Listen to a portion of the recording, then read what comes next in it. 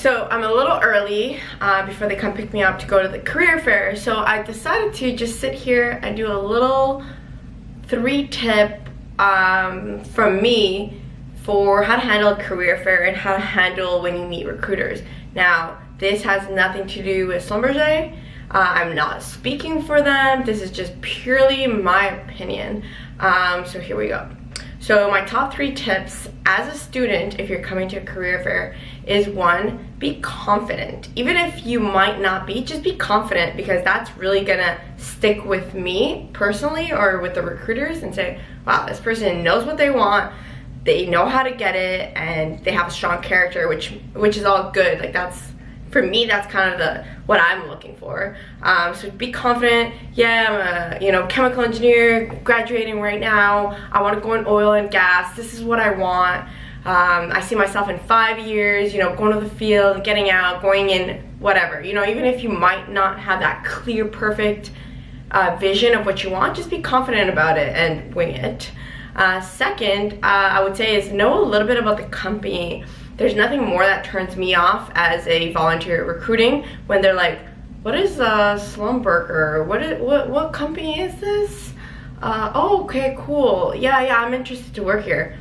Like, no, do your research. When I would go to the career fairs, I would research like top 5 companies that I liked, and I would go to their website, see what kind of services they had, see if I can find anything online about it.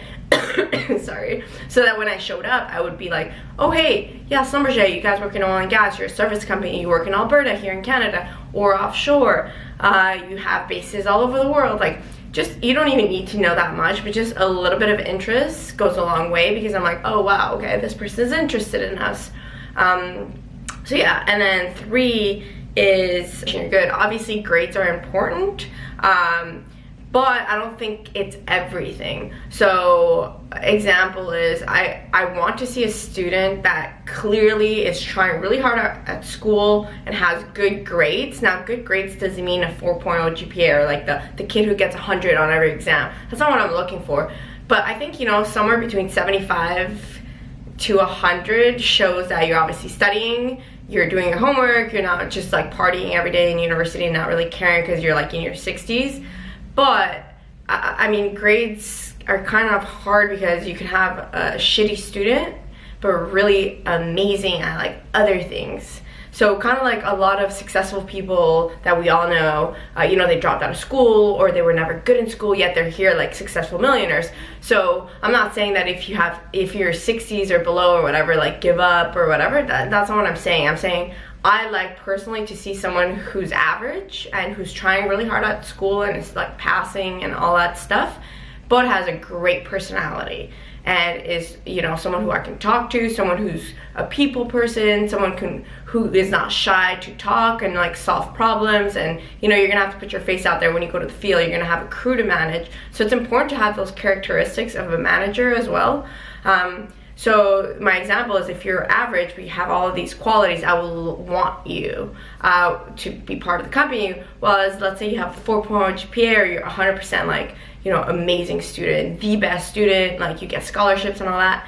But when I talk to you, you're not very outgoing, you're shy, you can't really present yourself to me. When I ask you kind of like what your hobbies are, what you do, and like you don't really have any, and you're not an interesting person, I'll say it right here, the 4.0 or that 100% on every exam is not going to be worth it for me. This is my pure opinion. I'm not talking about anyone else at Schlumberger or any other recruiters, but I'm just saying this is pretty basic top 3 things that I think any recruiter in any industry in any company is probably looking for. So just a little tip. And yeah, also before I leave, the resumes, make them short and sweet. I don't want, like, mostly when you get 2-3 pages, no one's gonna read it. It's quick, it's gotta be to the point, short, sweet. So cut down on your resumes. No one wants to read what you did in high school.